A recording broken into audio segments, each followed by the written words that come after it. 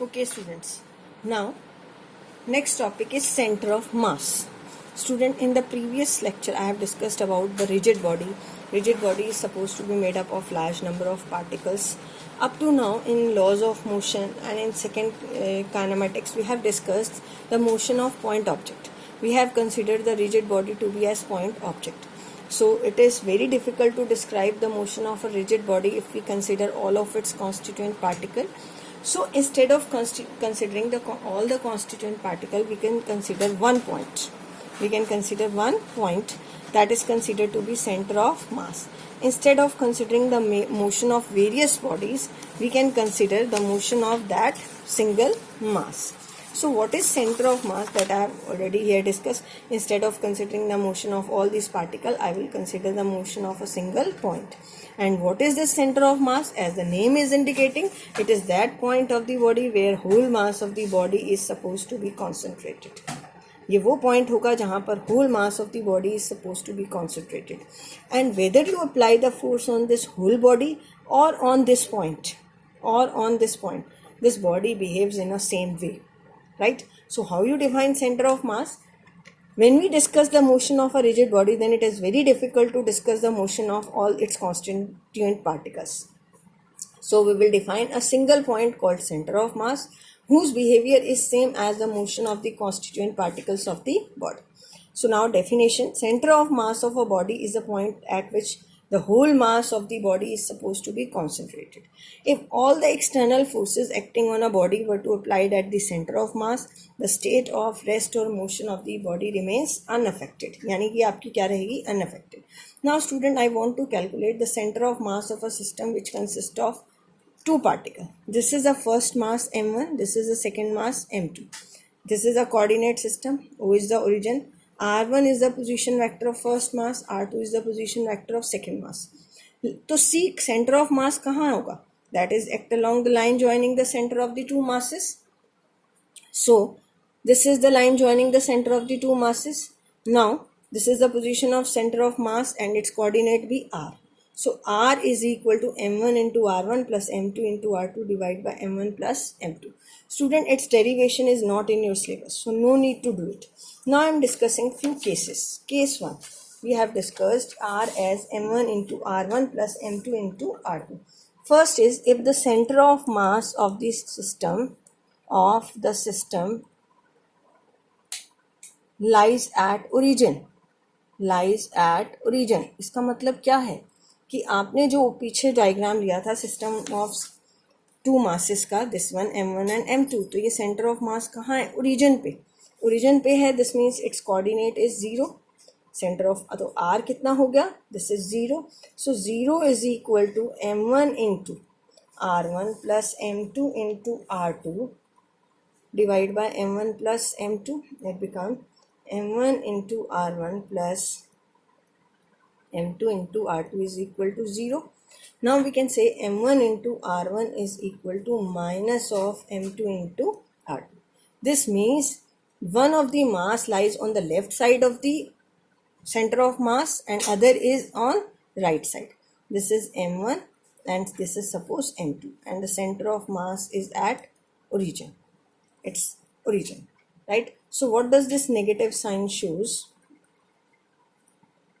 Shows m1 and m2 lies on either side of origin. ठीक है student? Or you can say it is m1 into r2, or r2 is equal to minus of m1 into r1 divided by m2. Now I will discuss two special cases here further. Sub case 1, you can say if m1 is greater than m2. If m1 is greater than m2, so what is r1 and r2? अगर m1 greater than m2 होगा तो r1 क्या हो जाएगा आपका? r1 is, जिस तरफ मास आपका ज़्यादा होगा, corresponding to that this r1 become less than r2. r1 become less than r2. How you can explain it? This is r2 upon r1 is equal to minus m1 upon m2. m1 is greater than m2. Mathematically you can say m1 is greater than m2, so r2 is greater than r1. r2 is greater than r1. I am writing only its magnitude, right? आप simply student weighing machine देख सकते हो, सबने weighing machine देखी होगी, उसमें pointer आपका centre में होता है. अगर दोनों तरफ मासेस सेम होते हैं तो सेंटर आपका यहाँ लाई करेगा, right? If there are two masses A and B or m1 is greater than m2, तो आपका m1 is greater than m2, तो इसका पॉइंटर कहाँ चला जाता है? Toward the heavier mass. So this is r1 and this is r2. so r1 is less than r2. अगर दोनों मासेस सेम हैं, if m1 is less than m2, तो r1 is greater than r2. r1 is greater than r2. if m1 equal to m2, then r1 equal to r2. तो आपका यहाँ पर ये r1 equal to क्या होगा? r2, right student? सो अगर m2, this is a, m1 and this is m2, और अगर हमने कहा m1 लेस देन m2 है, तो आपका पॉइंटर आपका कहाँ शिफ्ट हो जाएगा? टुवर्ड दिस, जैसे वेइंग मशीन में होता है. This is r1 and this is r2. Student, all of you know about the physical balance. You can compare it from there. Case 2, if two masses are equal, you can mark this as equation number 1. if two masses are equal, masses are equal, therefore from equation 1, m1 equal to m2 equal to m, so r become equal to m into r1, m into r2 divided by m plus m. This is r1 plus m cancel हो जाएगा. This is 2, तो ये क्या आ गया? This is equal masses. For equal masses, center of mass lies exactly midway between the line joining